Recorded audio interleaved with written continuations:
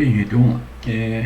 Eu resolvi gravar esse vídeo porque alguns podem ter ficado com alguma dificuldade na compreensão do teorema do valor intermediário.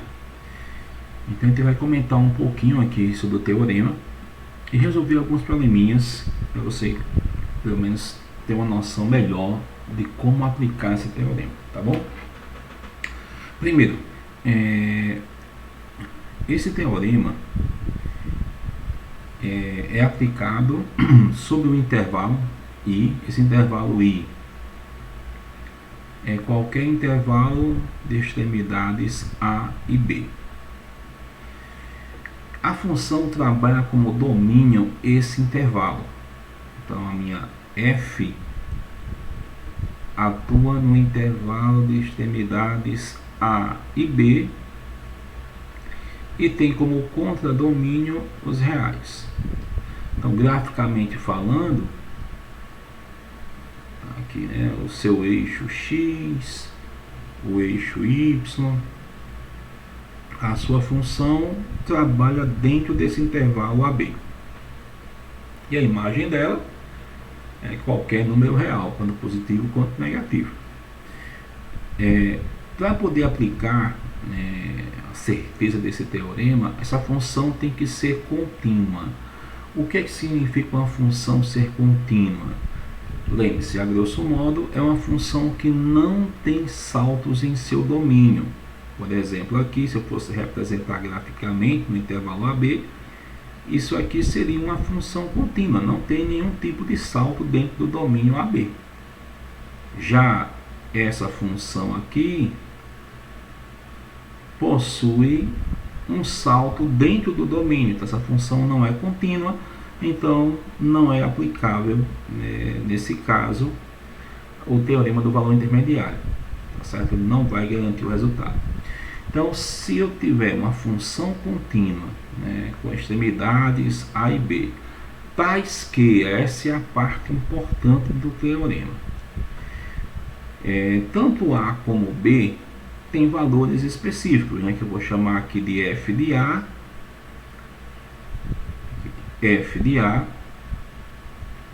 e aqui f de B.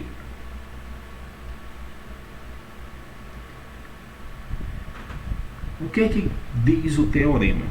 Se por acaso você tiver um elemento dentro desse intervalo de extremidades f de A e f de B, qualquer elemento que estiver aqui, o teorema garante que vai existir alguém no domínio cuja imagem vai ser esse elemento.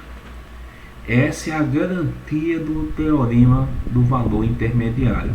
Qualquer elemento dentro do contradomínio, formado por um intervalo de extremidades f de A e f de B, vai ter algum correspondente no domínio que vai para ele. Sempre.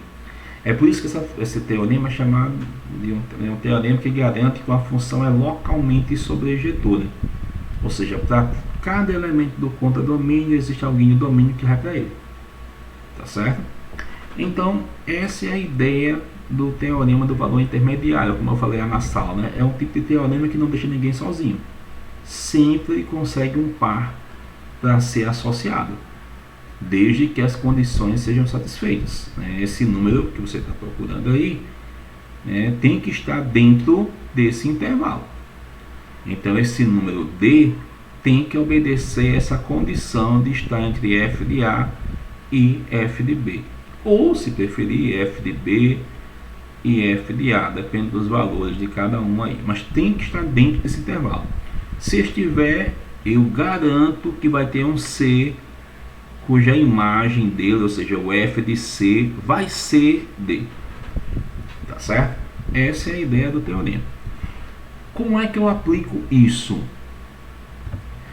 Eu separei aqui uma questão da lista, vou fazer só um, deixar o outro para vocês, que é o seguinte: use o teorema do valor intermediário para mostrar que essa função possui uma raiz real dentro desse intervalo aqui. Bem, Vamos lá. Eu quero garantir que essa função tem uma raiz, ou seja, eu quero garantir que existe um número C real tal que f de C seja zero. Bem, você está novamente dentro do intervalo de 1 a 2. Essa função aqui é claramente contínua. Por quê? Porque ela é um polinômio. Todo polinômio é contínuo. Então eu estou com a função claramente contínua. Vou calcular f de 1 e vou calcular f de 2. Olha só o que vai dar. Se eu calcular o f de 1, vai dar 3 menos 5 menos 3 menos 1. O f de 1 dá menos 6. Se eu calcular o f de 2, bem, 3 vezes 32 menos 5 vezes 16 menos 3 vezes 2 menos 1. Bem, fazendo as contas, dá 96, aqui dá 80, menos 6 menos 1, 96 menos 87. Isso dá um número 9. Note que o f de 1 foi negativo, o f de 2 foi positivo. Então, se você for olhar com calma, graficamente falando, o f de 1 é algo aqui embaixo, o f de 2 é algo aqui em cima. Como a função é contínua, não tem saltos em seu domínio, então se você fosse traçar esse gráfico, claramente ele ia tocar no eixo X. Tocando no eixo X, a gente já sabe que isso é raiz. Ou seja, com certeza existe um C, né, cuja imagem vai ser o zero. E notem, a função é contínua.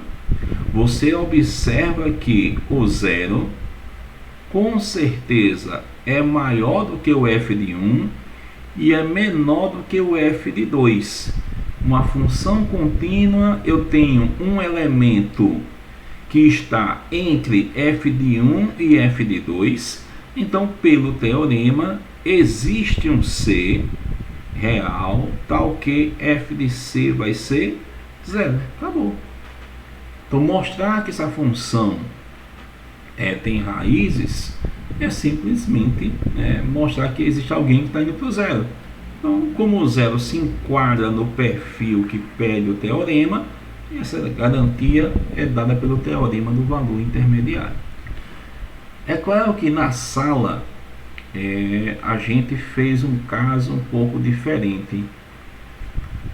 Lá na sala a gente fez, não queria encontrar as raízes de uma função, mas sim saber se existe um elemento cuja imagem é um valor específico. Vamos supor que fosse essa mesma questão e eu quisesse garantir que se existe alguém cuja imagem é 1. Eu quero saber se existe algum x, de modo que quando eu substituir aqui, vá para o 1. Qual é a saída que a gente faz? Define uma nova função g como sendo f de x menos 1. Aí você vai lá, vai ficar 3x à quinta menos 5x à quarta menos 3x menos 1 menos 1. Então vai ficar 3x à quinta menos 5x à quarta menos 3x menos 2. E agora tenta aplicar o teorema a essa função g. Você vai procurar agora o zero dessa função g. Você vai verificar se o zero está entre g de 1 e g de 2. Se isso acontecer, existe um C dá o que? G de C vai ser 0. Mas G de C ser igual a 0 significa que F de C menos 1 tem que ser 0. Então F de C tem que ser 1. Então você resolve o problema da F usando a função G.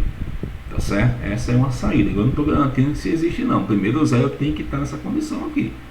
Tá certo? Se não tiver, então não posso garantir nada. Ok? Essa é uma das aplicações aí do teorema. Para outro intervalo aqui eu deixo para vocês. Uma outra aplicação ainda também da lista, que foi para cada item a seguir mostre que existe solução dessa equação. Então eu vou pegar aqui o item A, que é o mais simples, e deixo o item B para vocês. Nota, quer saber se isso aqui tem solução. Se isso aqui vai dar 201. Então note que procurar se existe algum x que quando eu substituir de 201 é a mesma coisa de eu definir a função f como sendo x elevado a 83 mais x elevado a 17 mais 242 sobre 1 mais x à quarta mais o seno ao quadrado de x menos 201. Eu passei o 201 para cá. É como se eu estivesse procurando uma função cuja imagem é 201.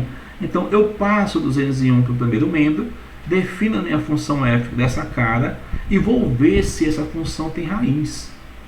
Agora qual é a dificuldade? É que ele não disse o intervalo. Você tem que dizer quem é o intervalo. É você que escolhe. Aí vem a parte boa. É interessante que você escolhesse um intervalo que permitisse esse cálculo bem simples. Que se colocar um intervalo para um valor de x aqui, por mais que seja pequeno, mas por exemplo, x igual a 2, teríamos problema, porque 2 elevado a 83 é gigantesco. Então seria bom pegar intervalos que me garantissem uma certa segurança, né, quanto ao valor que vai obter aqui, tá certo? Bem, por exemplo, eu teoricamente escolheria como intervalo 0 e 1, né? Vou pegar minha função f desse intervalo em R e vou ver quanto é o valor de f de 0, vamos supor aí, né, e f de 1. Bem, quanto vai ser o f de 0? Bem, substituindo aqui, 0 elevado a 83 dá 0. 0 elevado a 17 dá 0. Aqui vai ficar 242. Aqui embaixo no x dá 0, no seno também vai dar 0. Então vai dar 242 aqui, menos 201. Bem, fazendo as continhas aí de 242 menos 201... dá 41, que é positivo. Então, o que você vai ter que torcer agora é que o f de 1 dê negativo. Porque se ele der negativo, ajuda um pouquinho a nossa situação. Se não, você vai ter que melhorar esse valor. Tá certo? Vamos lá. Calcular o f de 1. Vai ficar 1 aqui, vai ficar 1 aqui. Aí vem 242 sobre 1 mais 1. Aí começa o dilema. Fabrício, temos um problema, né? Eu tenho seno ao quadrado de 1. Eu não sei quanto é o seno de 1. É menos 201. Bem, vamos começar a pensar com calma então agora. Note, esse 1 com mais 1 aqui dá 2. Eu posso subtrair com menos 201. Então eu vou ter 242 dividido por 2 mais alguma coisa que eu não sei quanto é, menos 199. Bem, pense comigo. Se eu fosse dividir 242 por 2, ia dar 121. Então, 121 menos 199. com certeza isso aqui seria negativo. Ah, mas Fabrício, tem uma outra parte aqui a adicionar. Então, se eu for adicionar mais a uma parte que é positiva, porque está ao quadrado, embora eu não saiba quanto é o seno de 1, essa outra coisa que eu estou aqui adicionando vai diminuir ainda mais essa divisão. Se antes, sem isso, já dava 121, quando eu acrescentar algo positivo, vai dar menor do que 121. Então, e não importa o valor, isso aqui vai dar negativo. Então, você está na seguinte situação agora. O 0 é maior do que o f de 1, porque o f de 1 é negativo, e é menor do que o f de 0. Ou seja, pelo teorema do valor intermediário, existe um C, onde f de C vai ser 0. Ou seja, existe um C que vai ser a solução dessa equação. Então, resolvemos o problema. A mesma coisa você faz para o item B. Mesmo sistema, escolha direitinho aí o seu X e faça a análise correta, tá certo? Aqui na letra B você podia pegar valores que você conhece, como por exemplo o intervalo 0 e π sobre 2, por exemplo. Uma sugestão. Tentem fazer, tá bom? E por último, o probleminha do ENAD que eu deixei para vocês pensarem. Eu vou só comentar o item B, tá certo? O resto vocês fazem aí. E o item A é enunciar o teorema, então isso aí é tranquilo. O item B eu vou fazer e o item C vocês vão pensar, tá bom? O problema diz o seguinte: o vencedor da corrida de São Silvestre em 2010 foi o brasileiro Maílson Gomes dos Santos, que fez o percurso de 15 quilômetros em 44 minutos e 7 segundos. Prove que, em pelo menos 2 momentos distintos da corrida, a velocidade instantânea de Maílson era de 5 metros por segundo. E lá vamos nós, né? Vamos pensar o seguinte: nós temos, nesse caso, a distância que ele percorreu, que foi de 15 quilômetros, no instante de 0 até 44 minutos e 7 segundos.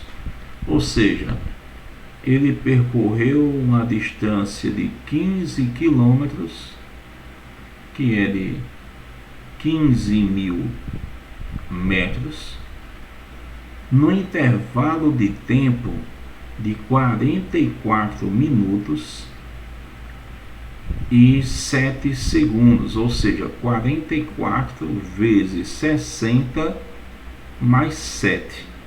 Isso vai dar 2.647 segundos. Mas só isso, por que está convertendo em metros e em segundos? É porque na questão fala da velocidade em metros por segundo. Então seria interessante que a distância estivesse em metros e o tempo em segundos.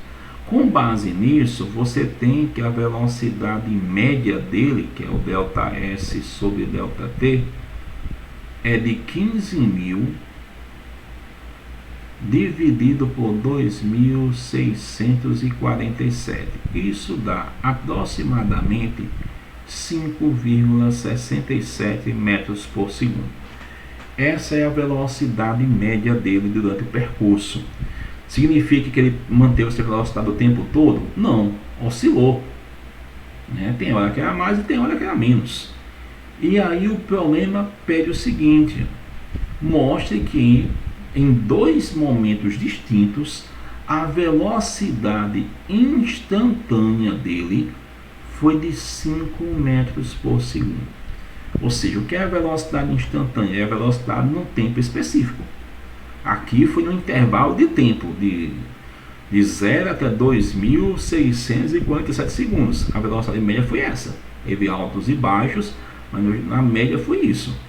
A instantânea não, é num tempo específico, tá certo? Então ele quer que você garanta que vão existir dois tempos distintos, onde a velocidade é de 5 metros por segundo. Como é que a gente faz isso? Usando o teorema do valor intermediário, tendo em vista que a questão fala sobre o teorema. Então nós vamos construir uma espécie de função de velocidade. A gente fez na sala o probleminha do monge. Aqui a gente vai fazer agora a função de velocidade. Vou chamar aqui de V de t. A gente não tem muita informação para construir a função, então vamos ver o que é que podemos fazer. Eu vou apagar essa parte aqui, para não ficar tanta informação no quadro, é mais fácil de entender.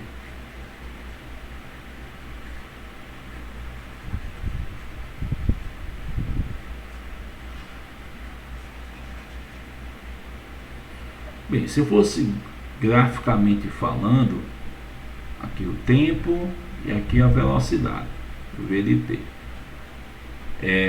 Note que eu tenho extremidades 0, que é a partida dele, e o final dele aqui, que é 2.647 segundos. Então todo o trajeto dele está aqui, de 0 a 2.647. Bem, com certeza eu posso dizer que o V de 0 é 0, partiu do repouso, tá bom? E como ele terminou a corrida, depois de 2.647 segundos, eu posso dizer que o V de 2.647 também é 0, tá certo? Ele parou a corrida, acabou. Mas o que eu faço com o restante? A gente já viu que a velocidade média não significa que ele ficou todo esse tempo nessa mesma velocidade. Ele com certeza teve momentos de altos e baixos aqui, na sua função, até chegar ao final. Que gráfico horrível. Ele com certeza foi lá, atingiu o máximo e voltou, tá certo? Pode até atingir 2 máximos, sei lá, mas esse mais ou menos seria o trajeto da velocidade dele. Lembrando que na média foi 5,67. Ou seja, a velocidade dele é uma função contínua. Para aqui os valores dos extremos. Como é que eu vou usar o teorema para garantir que existiu alguém cuja velocidade foi 5? Bem, é só pensar o seguinte.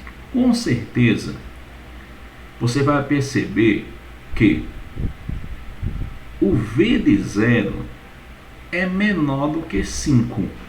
Ele partiu do repouso para poder chegar a 5, ele teve que acelerar, mas foi menor do que 5. E também, como a velocidade foi de 5,60, a velocidade média, em algum momento dessa história aqui do gráfico, ele atingiu essa velocidade.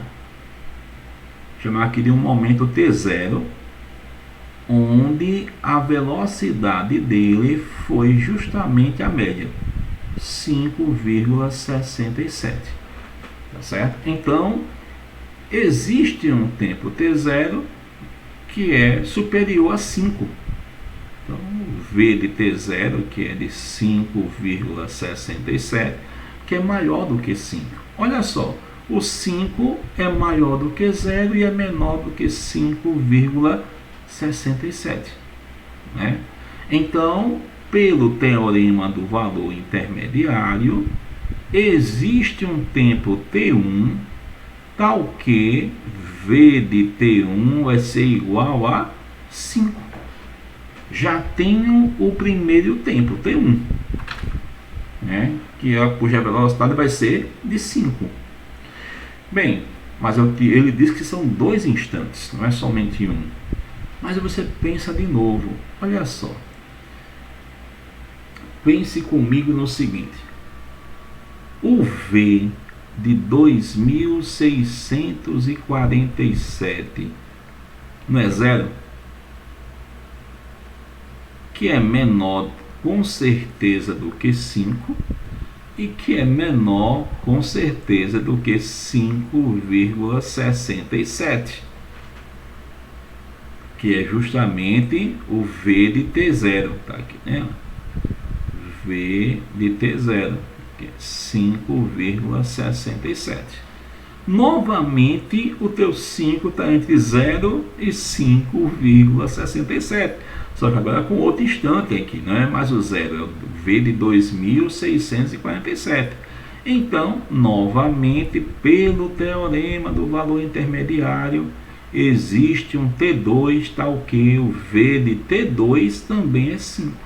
Então você conseguiu aqui dois instantes diferentes, onde a velocidade seria 5. Tá bom, gente? Então, aqui foi usando o teorema. Você poderia ter visto isso, é claro que isso não serviria como resposta, mas a interpretação disso, de certa maneira, é até fácil de imaginar.